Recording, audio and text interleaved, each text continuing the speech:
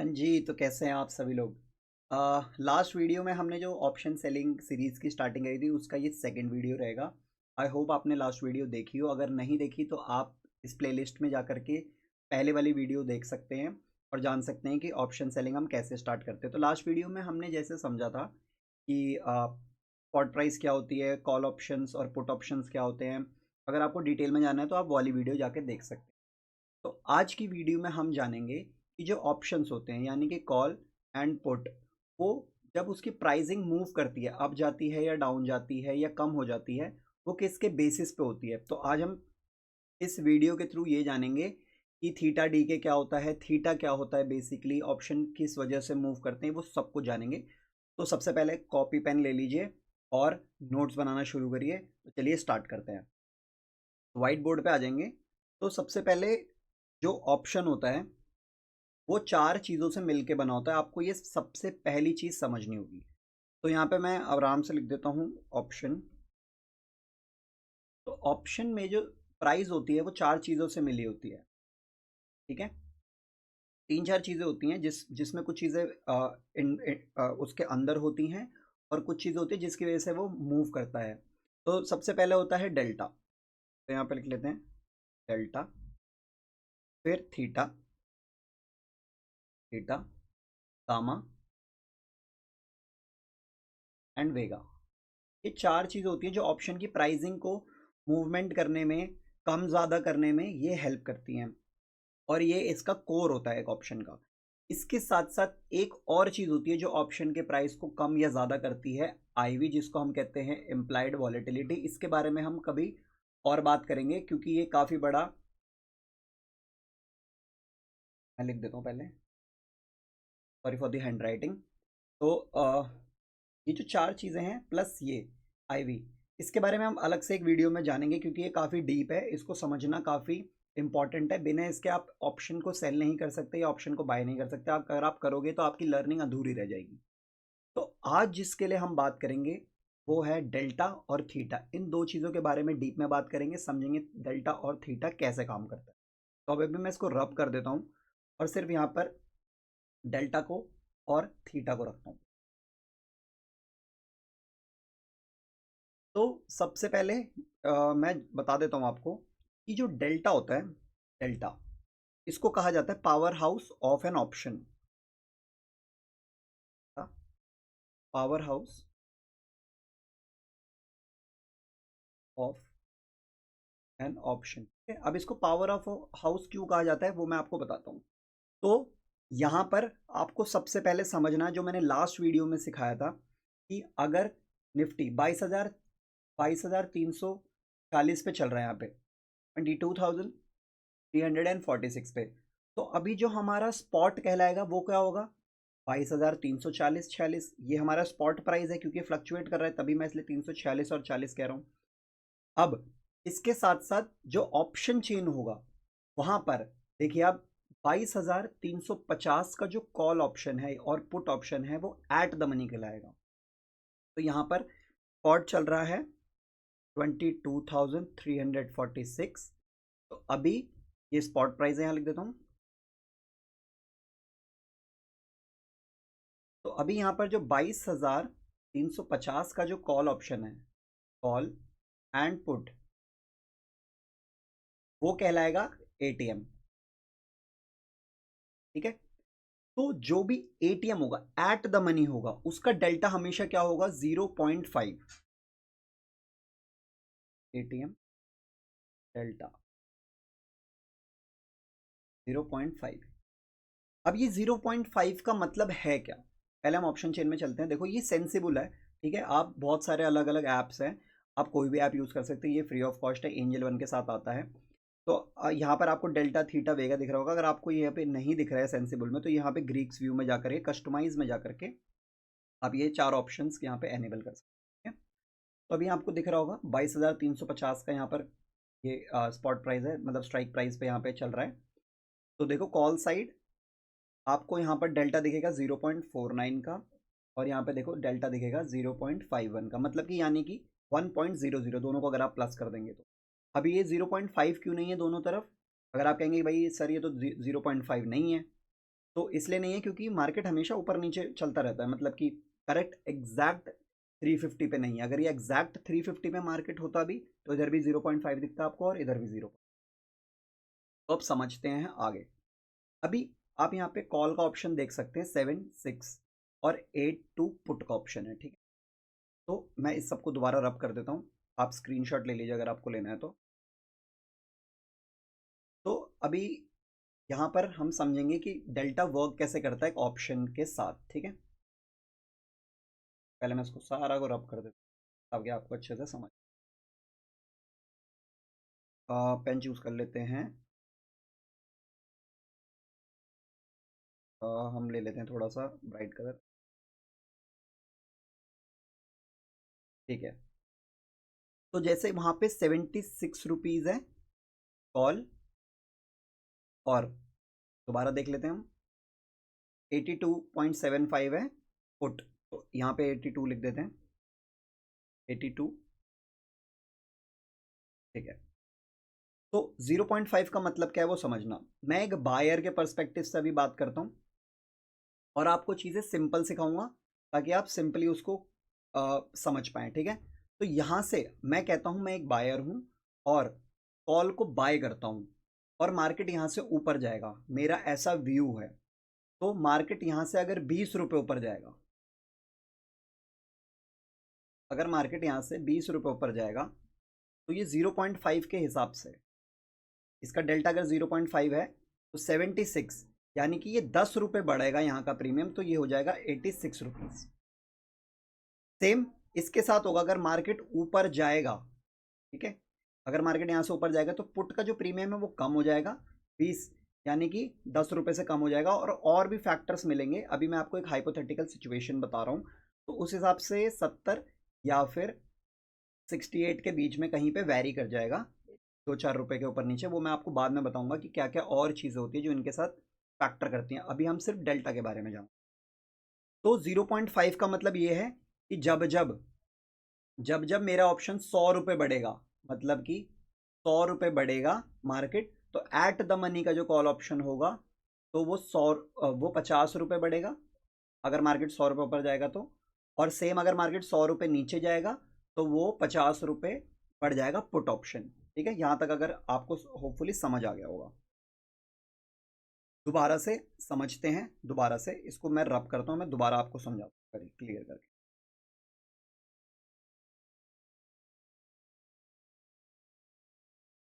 ठीक है।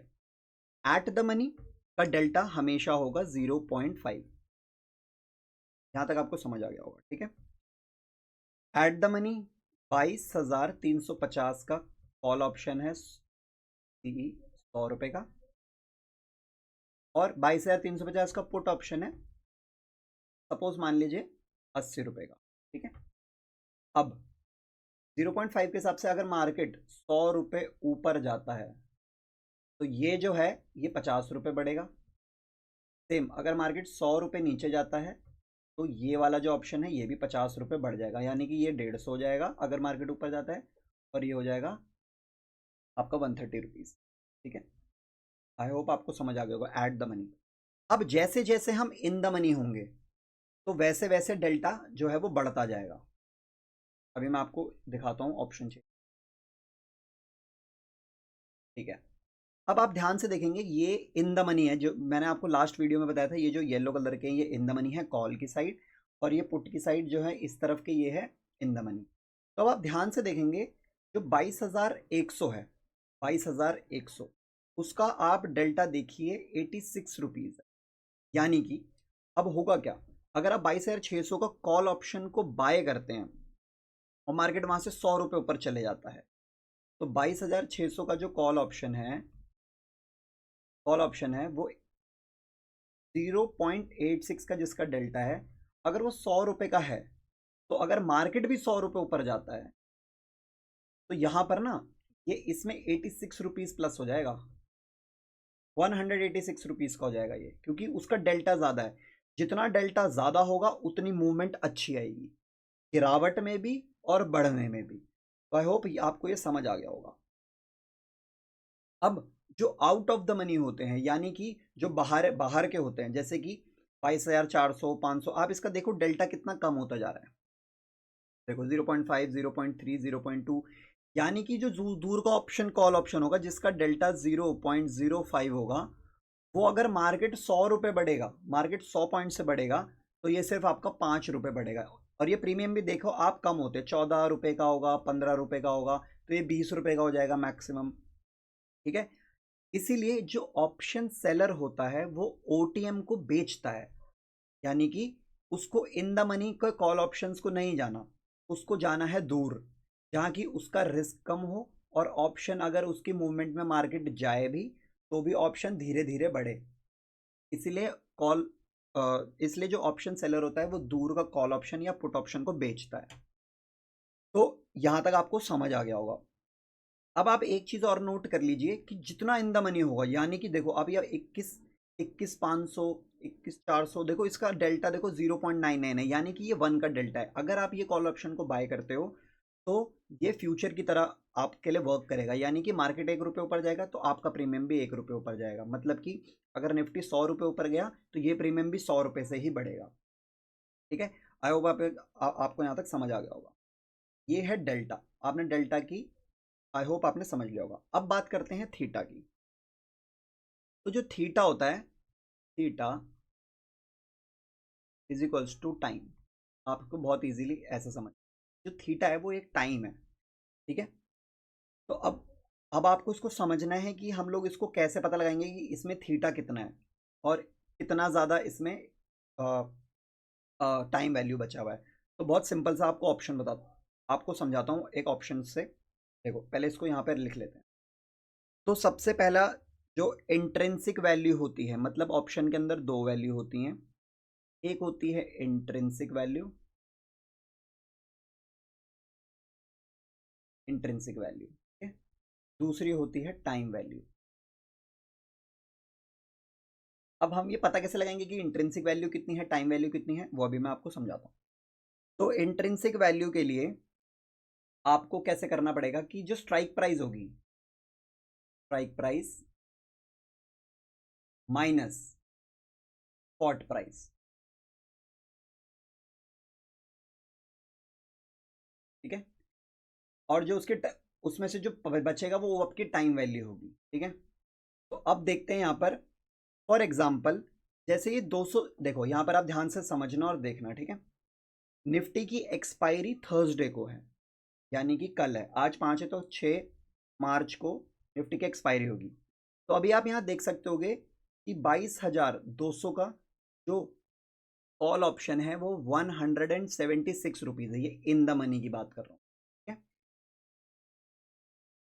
इससे पहले आपको मैं एक चीज़ और लिखवा लेता हूँ, वो आप समझ लो ताकि आपको ज़्यादा अच्छे से क्लियर हो। तो हमेशा जो भी इन द मनी ऑप्शन होंगे, ITM in the money option होंगे, उसी में इंट्रिंसिक वैल्यू होगी ज़्यादा। इंट्रिंसिक वैल्यू वैल्यू जो होगी वो इन द मनी में होगी, और ATM में और OTM में सिर्फ टाइम वैल्यू बची होगी। यानी कि जो ATM है उसमें एक आध रुपये बच सकती है इंट्रिंसिक वैल्यू, क्योंकि मार्केट ऊपर नीचे होता रहता है। बट जो असली की इंट्रिंसिक वैल्यू बचेगी वो आपका बचेगी इन द मनी में, यानी कि जो इस तरफ के आपको दिख रहे हैं ग्रीन येलो कलर में जो भी दिख रहे हैं आपको, उसमें आपको दिखेगी इंट्रिंसिक वैल्यू होगी। अब हम जानते हैं कि इंट्रिंसिक वैल्यू को हम कैसे निकालते हैं। सब कुछ रब कर देता हूँ।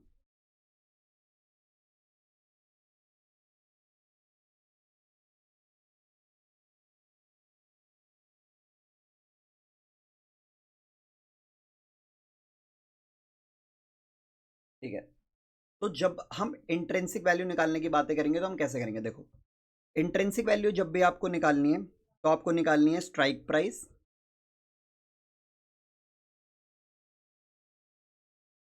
Minus spot price.